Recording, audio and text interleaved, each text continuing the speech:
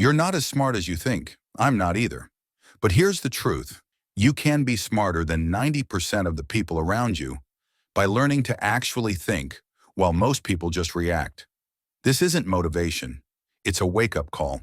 Because right now your brain is working against you. You're not lazy. You're trapped in something called cognitive bias, the invisible force behind almost every decision you make. What you buy, who you trust, what you fear, how you judge. Most of it isn't thinking. It's reacting. Your brain runs on shortcuts, mental scripts, emotional habits. It's wired for survival, not truth. That's why you hear about a plane crash and suddenly flying feels dangerous. That's availability bias. Your brain mistakes vivid for likely. But slipping in the shower is way riskier. Scared of showers? Didn't think so. Bias feels like truth, but it's not. Here's the brutal part. You do this all the time. So do I.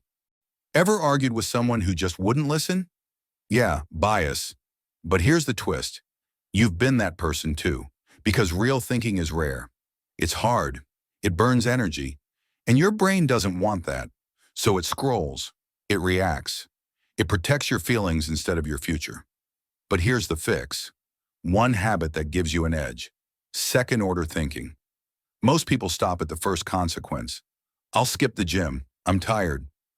Second-order thinking says, skip today, easier to skip tomorrow. Momentum dies, I quit, I feel like a failure. It asks, what happens next? And after that, that's how smart people think. They don't just react, they simulate, and you can train it. Before you act, pause, ask yourself, what am I not seeing? What if I'm wrong? What's the long-term cost of this short-term choice? This one habit rewires your brain. New section, the power of pattern recognition. Now here's what happens when you practice this enough. You start seeing patterns. You stop reacting to moments and start predicting movements. While others are confused, you're prepared.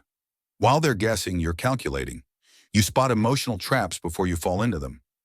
You notice manipulation in ads, in headlines, in arguments before it works on you. You become harder to fool, harder to shake, harder to stop.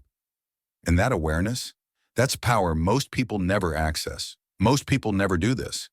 They live in mental echo chambers, surrounded by content that confirms what they already believe. They don't question, they don't pause.